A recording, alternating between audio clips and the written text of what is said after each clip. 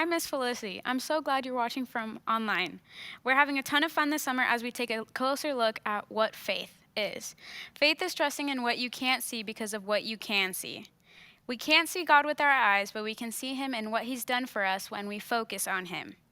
For today's game, it's called the Focus Freeze Dance. I'm going to bring up 4 leaders, and when I put up a card, each leader would be assigned to one color. So when I put up the card, they're going to do their best dance moves. So they're going to have to focus their attention on me to see when they can show off their dance moves. Let's get going.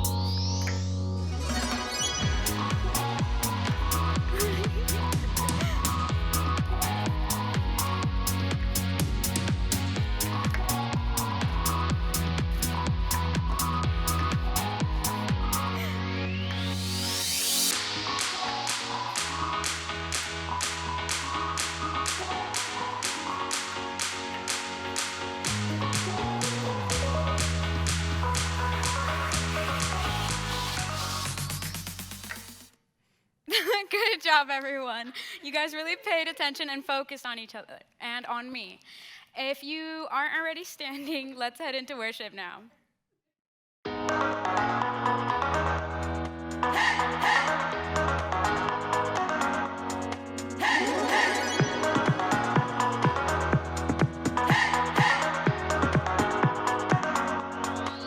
This is my faith, this is my focus.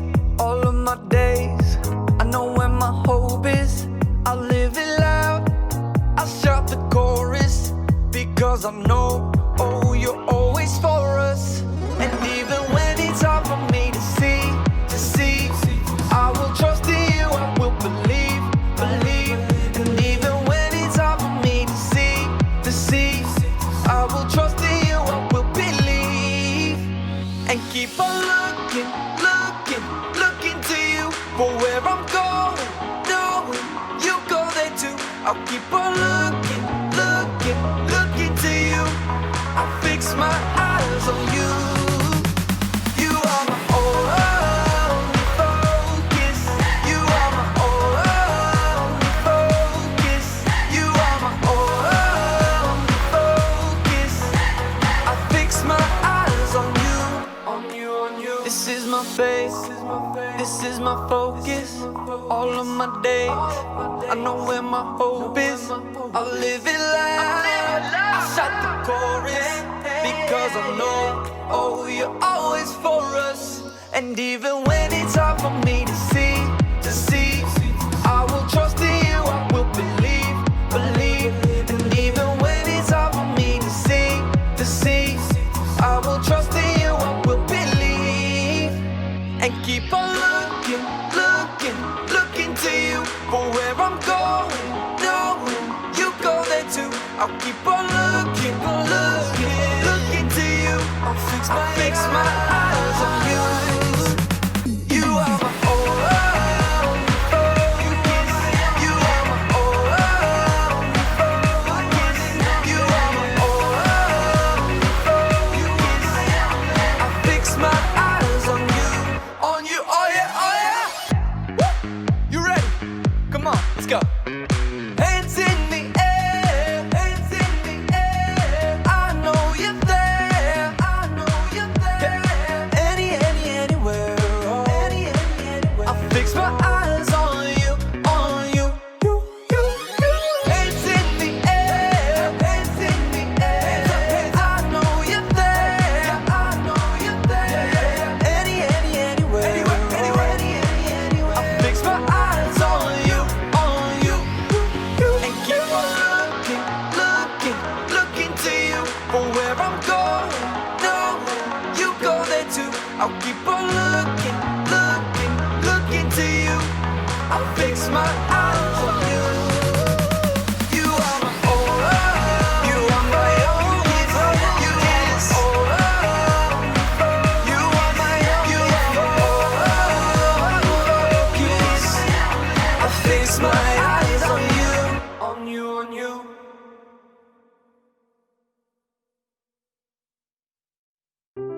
The Bible. It's 66 books of history, stories, letters, and poetry that fit together to form God's one big story.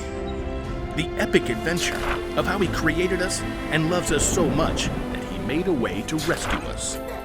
As we travel through the Bible, from Genesis to Revelation, we discover people who met God and found their lives changed forever. And now for an amazing story.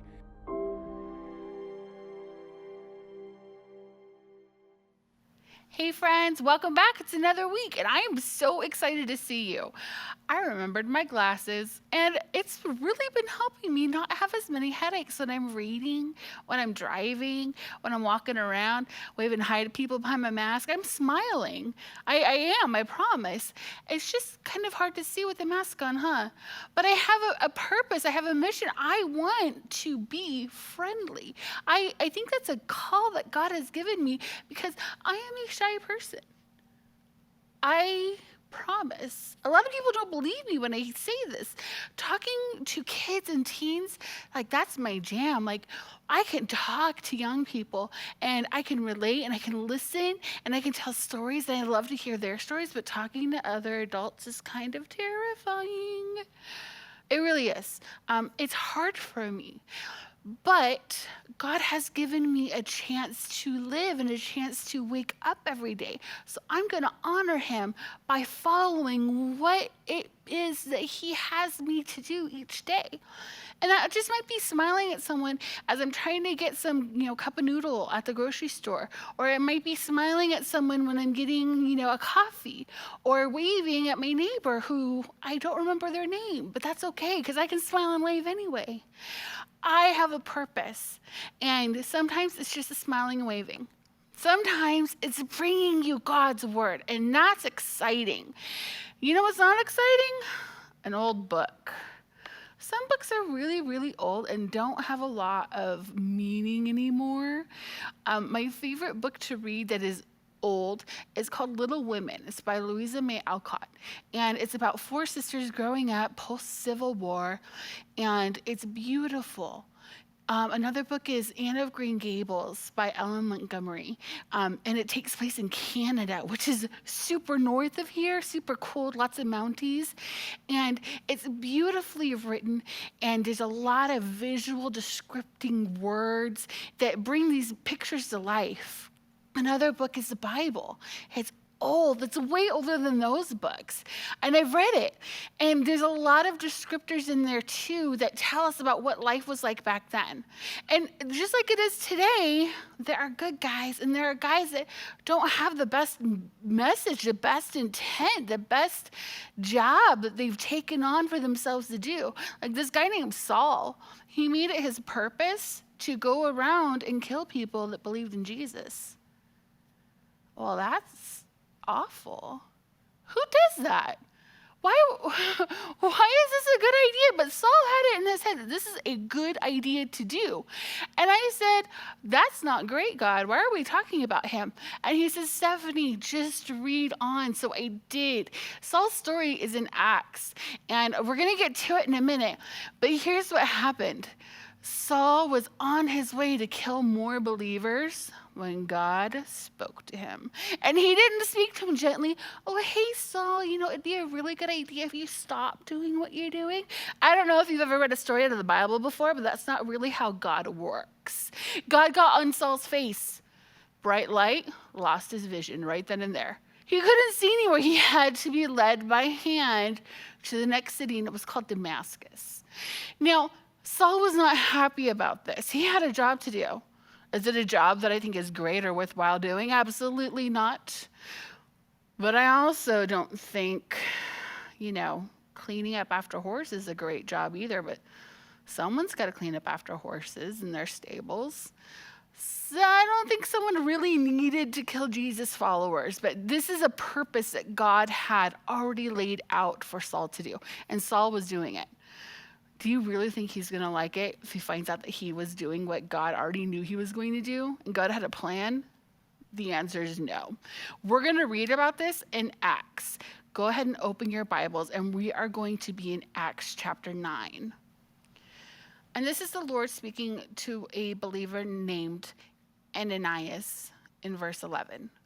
The Lord said, "Go over to State Street to the house of Judas. When you get there, ask for a man from Tarsus named Saul. He is praying to me right now. I have shown him a vision of a man named Ananias coming in and laying hands on him so he can see again." "But Lord," exclaimed Ananias, "I have heard many people talk about the terrible things this man has done to believers in Jerusalem, and he is authorized by the leading priests to arrest everyone who calls upon your name." But the Lord said, "Go, for Saul is my chosen instrument to take my message to the Gentiles and to the kings, as well as to the people of Israel." Ananias was scared, and he was not afraid to tell God that he was scared. Saul was on a mission to kill people that believed in Jesus and followed him. Ananias is one of those people, and he told God, "I'm scared." Don't you know what he does? When I'm scared, I tell God. I'm not calm when I tell him either. I had a very scary incident when my son was suddenly very sick, and we had to call 911. I didn't say, "God, I'm scared. Can you help me?" I screamed at God to save my son and to heal him. And he did. I wonder if Ananias was the same way. Did he scream at God, "Don't you know what he does?" Or was he calm and reserved? That's a good question for later on when I meet him, because I'm going to ask. The same way I'm going to ask other people, how did you react when God told you to do something that was so difficult? Ananias was given a mission that was very difficult. He followed it. He went to the house on Straight Street, and he saw the man.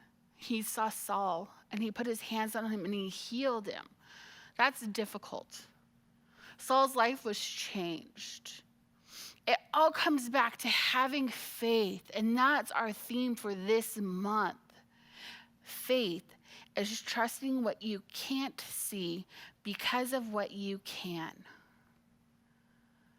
Saul couldn't see anything. He was blinded. Ananias could see what was going on around him, but he still stepped out in faith.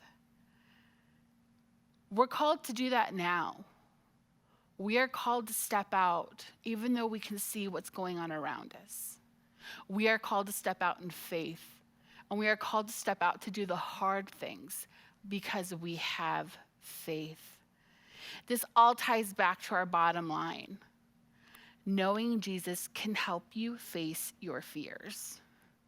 I know Jesus, and I know you know Jesus too. Being fearful is still something that we deal with. Being fearful is okay. It is what you do with your faith when you are brought to the face of your fears. It is hard to talk to other people about things that are going on around you when it's wrong.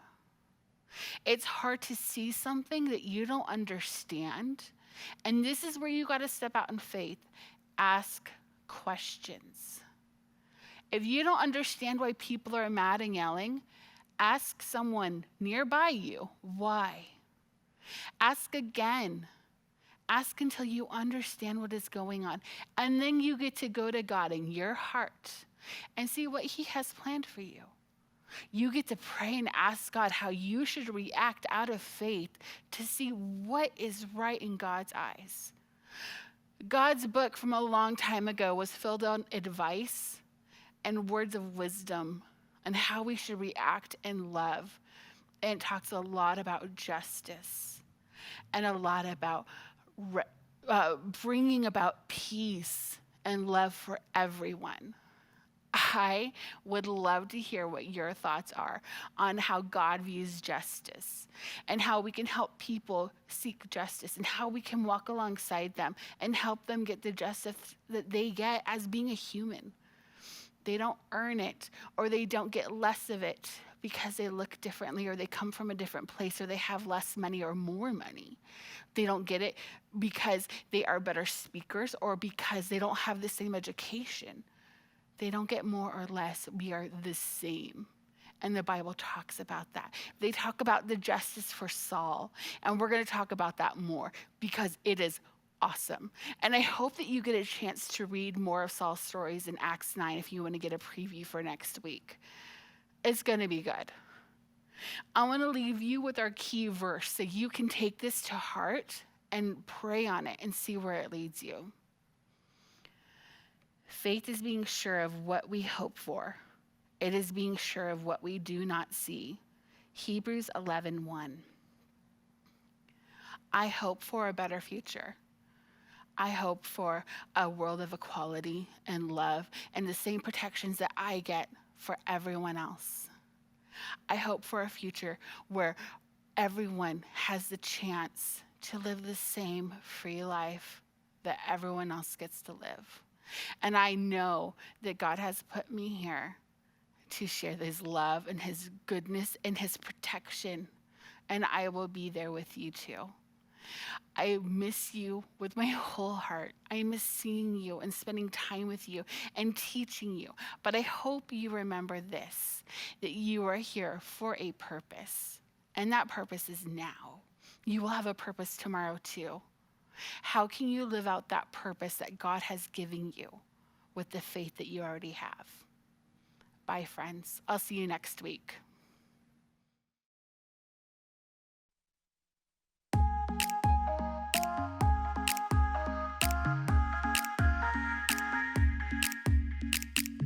You're the giver of everything we need. You're the maker of everything we see. You make my heart sing. You make my heart sing. You're the only one who never